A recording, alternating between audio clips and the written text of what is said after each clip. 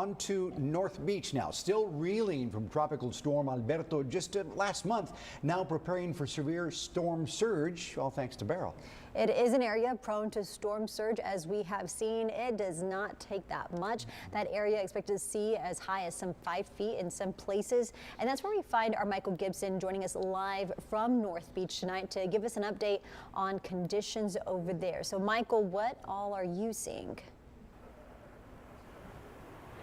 All in all, it's been a very nice day along the beach, except for a couple of bands of heavy rain that Beryl sent our way. It did some low-level flooding along the streets here, which isn't unusual for North Beach to have some flooding during a rain event. As you can see, the beach looks pretty good. We've got a little bit of water on here, but people out here enjoying the day, and much better than what anyone really anticipated when we were talking about Beryl just a few days ago or even yesterday. We've got City Manager Peter Zanoni joining us right now. Y'all were really worried about this storm. You've been tracking it, ready to take action. Right, we were preparing for a Category 3. They said it could be as worse as a 2, and so in the city we prepare for one level above. So we were prepared for a Category 3.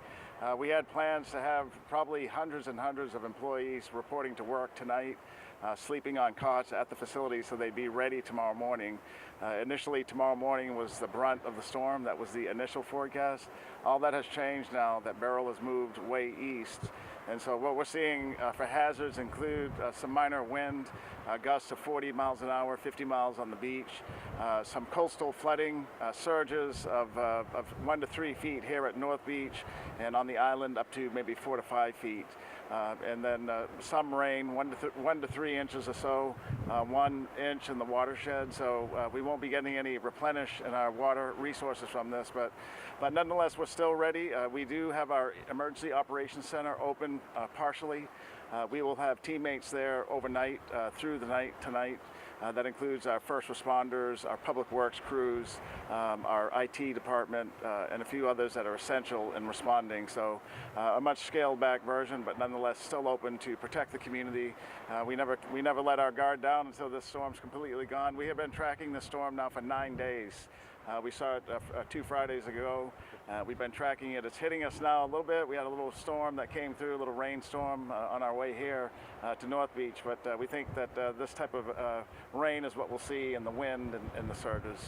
And so far, we're faring much better than we did with Alberto that came through. So you have to be really happy that a lot of time and expense is being avoided here. Right, that's for sure.